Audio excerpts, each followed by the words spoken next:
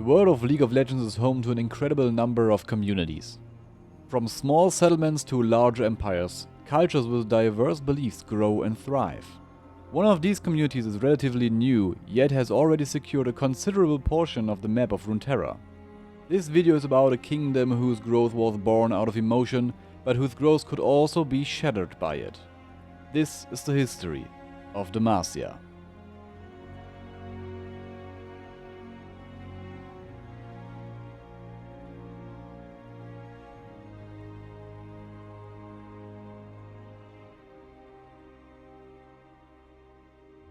United in fear.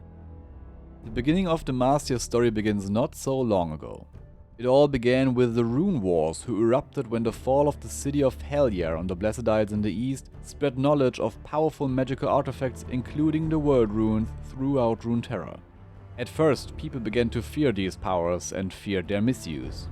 Soon individuals began to use these runes themselves, and battles of apocalyptic proportions erupted, bringing irreversible destruction. Amid the unspeakable destruction, many began to flee to Western Valoran. According to stories, a group of refugees were pursued by dark mages and fled to an ancient forest. It quickly became apparent that the sorcerer's magic was virtually ineffective in this forest. Using nature's blessing, the fugitives established a permanent refuge from the horrors of the Rune Wars. Knowledge of this camp quickly spread throughout Runeterra, and the community grew rapidly, united by the traumatic experiences of magic's misuse.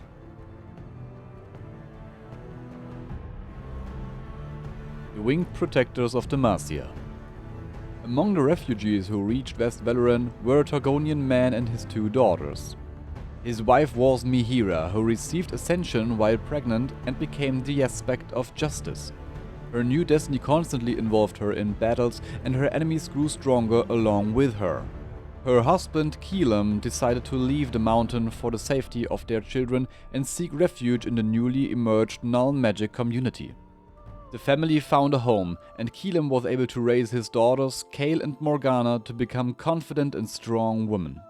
One fateful day, Mihira's sword fell from the sky, awakening the sisters' magical energies, which they received in their mother's womb during her ascension. The sword broke in two, and Morgana and Kayle each took up one half, thus becoming aspects of justice too.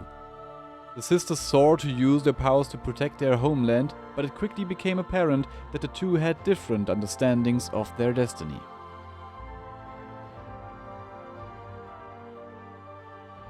Between sisters. In a battle in which the resurrected Darkin Aatrox and his army threatened Demacia, Morgana awakened magics different from her mother's to keep the attacker at bay. Kayle viewed this strange magic with contempt and took up her sister's sword to repel Aatrox's forces. In another attack on the then capital city of Sephira, Kayle and Morgana rushed to the front lines to help. Morgana learned of an enemy ambush and left Kayle to stop it.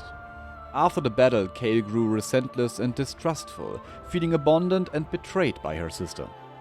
Kayle gathered allies and created an order of justice to enforce the laws of Demacia and to pursue and strike down rebels and bandits.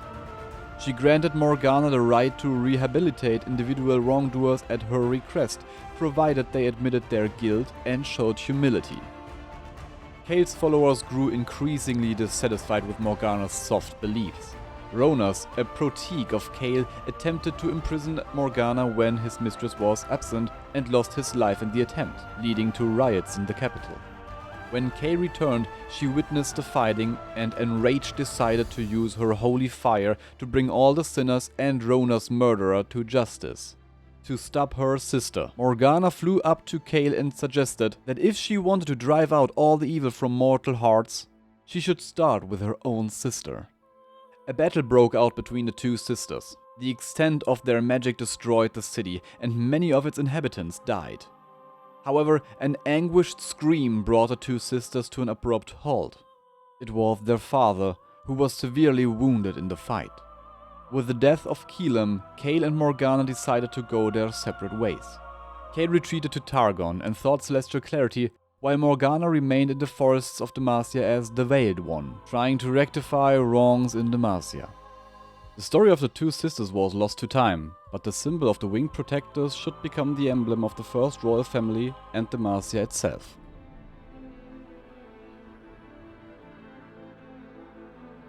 Patricide. Over time, the Demacians recognized the source of the anti-magical powers around them. The trees absorbed magic. They found a way to mix the wood shavings with clay and ash, creating a material that possessed the magic-absorbing properties. Still scarred by the rune wars and now shocked by the scale of the sisterly conflict, their fear and hatred of magic was greater than ever. From the now almost freely available patricide, they built their sculptures, statues, roads, buildings and city walls, and weapons. The Demacians quickly realized that their region was rich in additional resources, and so their infrastructure developed dramatically, resulting in the creation of many new cities, settlements and farms. These resources and the empire's success also attracted conquerors from far and wide. In order to prove themselves in battle outside the magic-absorbing walls, Demacia's leadership commissioned the great craftsman Durand to develop a mobile solution to this problem. Sometime later he would present a titan made of patricide, which proved incredibly useful in combat.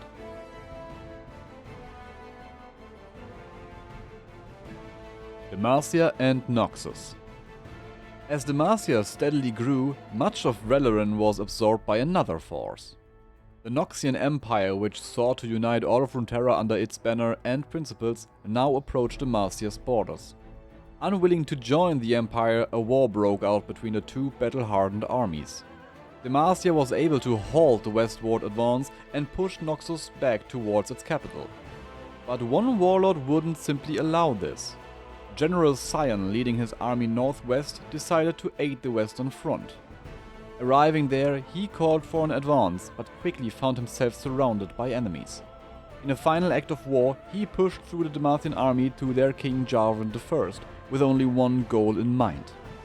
Only as the king took his last breath, Sion let himself succumb to his injuries and die. Even in modern times, the battle lines between Demacia and Noxus remain.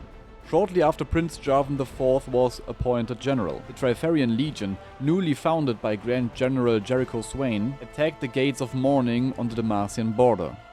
Jarvan reached the battlefield and was promptly surrounded by Noxian troops, and his men were defeated.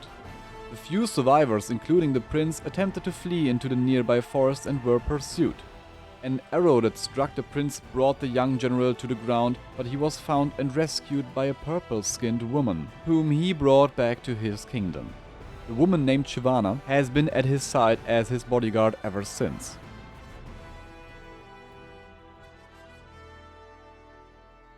The pursuit of magic. A common thread ran through the centuries of Demacian history: the fear of magic. This fear quickly grew into hatred, and soon a downright disgust of all magic took root in Demacia. An order was founded, whose mission was to find and imprison magicians in Demacia. These mage seekers tracked down magicians and magical artifacts and imprisoned them in the capital's dungeons. One day they found a boy named Silas, who had the gift of sensing magic. Harnessing his powers, they accepted him into the order.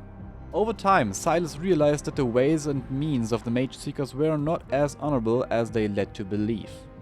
In the process of capturing a young mage, Silas wanted to protect her and unleashed her powers against his colleagues with deadly consequences.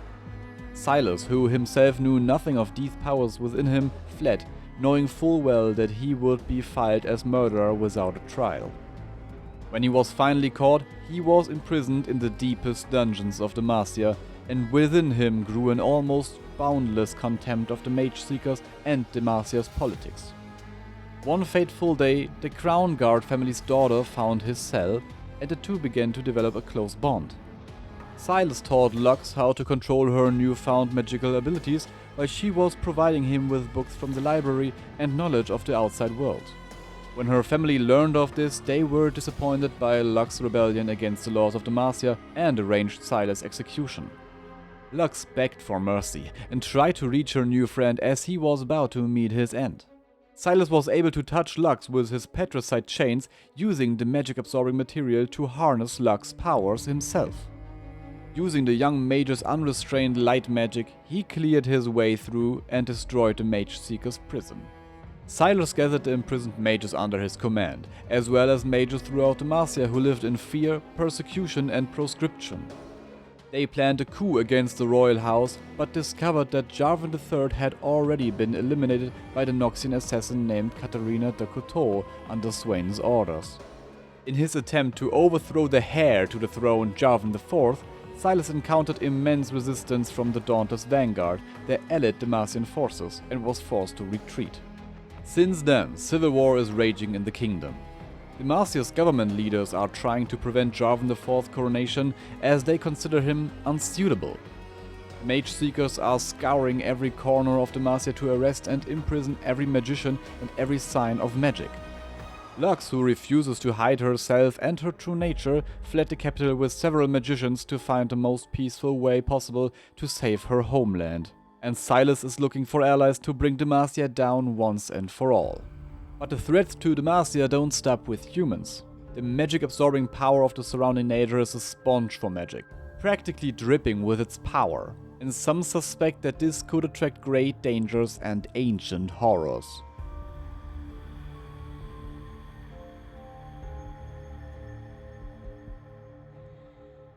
What do you think of the history of Demacia, and which party do you think will shape its future? Will the mages finally be able to live in peace and freedom, or will persecution and contempt remain ingrained in the Empire's principles for centuries to come? Perhaps the political instability of the kingdom will give Noxus the opportunity to strike the final blow. Be sure to let me know what you think in the comments, and please leave a like if you enjoyed the video. On my channel you'll find more videos about the oldest stories in League of Legends and an overview of the most important events in Runeterra. If you don't want to miss anything, hit subscribe and ring the bell.